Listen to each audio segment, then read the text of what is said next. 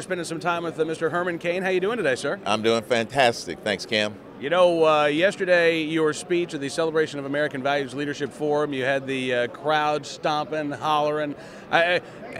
You inspire me because you are not only the former CEO of Godfather Speech, you're a former talk show host as well. Yes, I'm a former talk show host, and I can tell you why I believe that I connected so well with the audience. They are patriots, and that's what I am. These people care about this country. Yes, they feel very strongly about the Second Amendment, but I could just tell from the energy of the crowd and the response, these are patriots, and that's what this country is all about, and that's what represents this huge citizens movement going on across this country, and I absolutely love it. You know, there are some generations that are born and don't necessarily have a call to answer. They get to rest on their laurels. They get to kick back and enjoy the fruits of freedom. I kind of get the feeling that we are not that generation right now. No. You may have heard me say that, the founding fathers did their job. I think a lot of people are just now waking up that we've got to be the defending fathers. We didn't have to live through World War I or World War II. I was just coming out of college during Vietnam. So we had that whole period of time up until the Gulf War, but we didn't really know the sacrifice of war as a nation. And so that whole generation, because of the Gulf War and because of the terrorist threat, we are now going, whoa, we've got to do something. But some of us are putting on the uniform and we're going to fight. Our men and women in uniform are the best in the world. But then the rest of us have got to fight the enemy at home.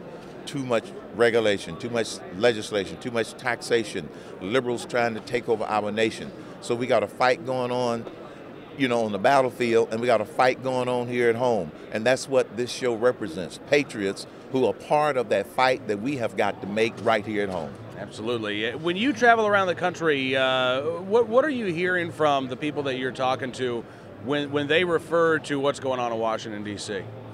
They are sick and tired of being sick and tired of being sick and tired of the political elites who take the American people for granted and who believe that the American people are stupid. We are not stupid. When I was doing my radio show, I was on for about 5 years before I started this campaign. I used to get callers who would come in, who would call and say, Mr. Cain, I am very concerned about the future of this country.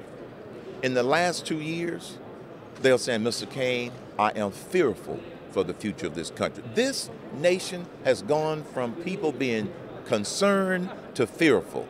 That's what I'm hearing consistently all over this country whenever I talk to people.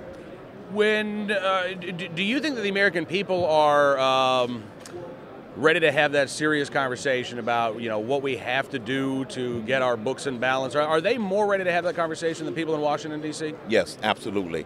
There's a big disconnect between Washington, D.C. and regular folk, the rest of us. I see this all the time. I don't care whether I'm talking to a small group or a big group. I get a totally different reaction if I'm in D.C. and most of these people are part of that D.C. culture. They are skeptical. They don't believe that the citizens movement is for real. They think that they can still tell the American people what's best for them. And the American people are saying, we know what's best for us. Get off our back. Get government out of the way. So yeah, there's just simply a big disconnect between the people who think that they know what's best for us and those of us that are out here who want to have those decisions on our own. And in Congress, I don't care whether you're a Democrat or a Republican. You got conservatives and liberals. Even some of the conservatives that go there, sooner or later, if they stay there too long, they drink the water. And that's what the citizens movement is doing. It has to yank them back and say, whoa, Nelly, as Dizzy Dean used to say. And I think that's what's happening. Some of them are listening. Some of them haven't started listening yet, but they will.